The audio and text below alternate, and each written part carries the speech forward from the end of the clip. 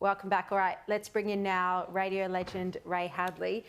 Ray, great to see you. Thank you, Shari. Always wonderful to come into the studio with you. Well, you joined me the other night at the Leaders' Debate out in Parramatta. And at the time, you know, you felt, along with many others, that Dutton had won that night. He was going to be back in the game. But today we saw the news poll showing he'd slipped further behind. What do you think's going on here? Do you think it's a case that people aren't tuning in yet, that it is the school holidays, or do you think the drift is now away from Dutton? No, I think that he's still in with a live chance. It'd be a very, very big ask to get him to majority government, as opposed to perhaps convincing some of the crossbenchers to join him. But the Prime Minister's in front as a minority Prime Minister. But I was driving home from Wentworth League Club and I was stunned by the margin, effectively. And I was also stunned that so many people hadn't made their mind up, having sat through all of that, as we all did, for an hour, and they were still undecided. I thought, well, maybe they don't want to make a decision. So I didn't take too much notice of what happened on the night with the 100 people who voted, apparently undecided voters, although I would doubt that based on some of the questioning. But I think that I'm doing this thing for the Daily Telegraph on a daily basis, the Daily Telegraph app and the dailytelegraph.com.au, about the election. And I said last Monday, after it was a pretty ordinary week really for Peter Dutton personally and for the party, I said he needs some sort of stopgap here. He needs a circuit breaker. And I suggested Jacinta Price. And I was delighted to see she was there on the weekend. I mean, I couldn't agree more with Andrew Bolt, who wrote this morning and probably said tonight as well, that there was all this mass hysteria because she happened to channel Donald Trump in a throwaway line. I mean, the big part was her performance after that, where Dutton was brave enough to say at the end of her having a bit to say, any more questions? Media, more questions. He could see that she was doing well. She's a person that the public have confidence in.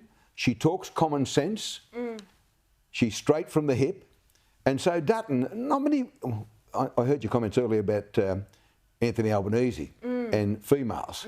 He's not going to give Tanya Plibersek a leg up because she's going to be a challenger if he leads a minority government. There's no doubt about that. And this rubbish about 3 terms, I mean, fair dinkum.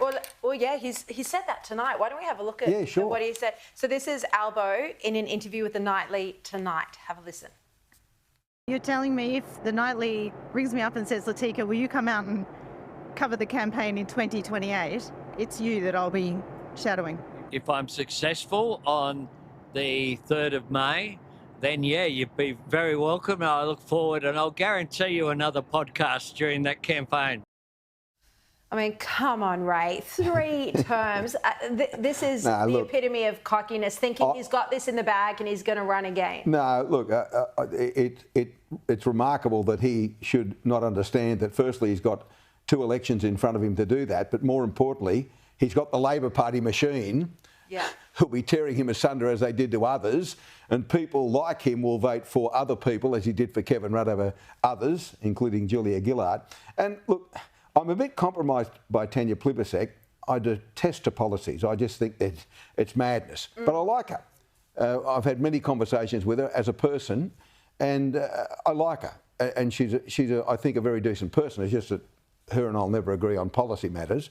But the way she was treated by the Prime Minister, and I saw the stuff you played earlier about, you know, you want to elbow, you don't want to kiss people because you might get the... I mean, that's all rubbish.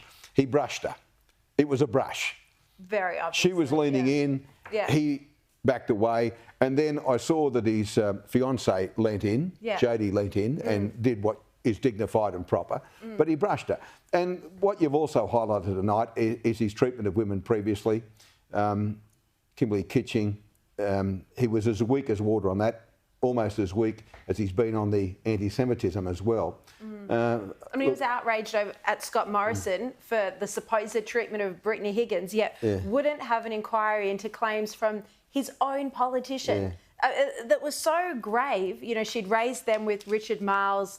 Her husband spoke about them at her funeral. Everyone in the Labor Party knew about them, and he wouldn't have an inquiry. Nah, look, I always thought that I'd never argue that Kevin Rudd and Malcolm Turnbull are worst Prime Ministers. I think this Prime Minister might have them both covered. I really do. the discussion today amongst the mates was, geez, if he does get 2 terms and then 3, what will you do? I might hibernate for the next 6 years or hide, because I think it would be disastrous for us. But there's a lot of people ask, that question that you just said you had with your mates. A lot of people are talking about it. What will we do if Albanese and Penny Wong and Tony Burke and Chris Bowen as we keep mentioning, it's a package deal. Even if you forgive Albanese for the sins of the past 3 years, if he's returned as Prime Minister, you get Chris Bowen, oh please, you get Tony Burke, swearing in 13,500 people so they'll vote for him. There's no other reason to have done it. And you get Penny Wong, who's been as weak as water at the UN and made decisions that have never been made in our best interest before.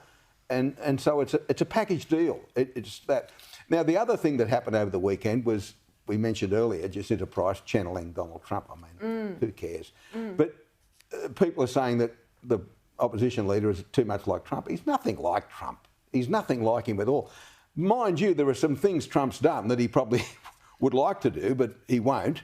But do you think this scare campaign is working, though? Because Albanese is referencing it every single day at the moment. Well, yes, those that don't know him well would perhaps tumble for that line and that nonsense. But he's not anything like Donald Trump in any way, shape or form. He's very much his own man, Dutton. And I think my view is he'd make an outstanding Prime Minister.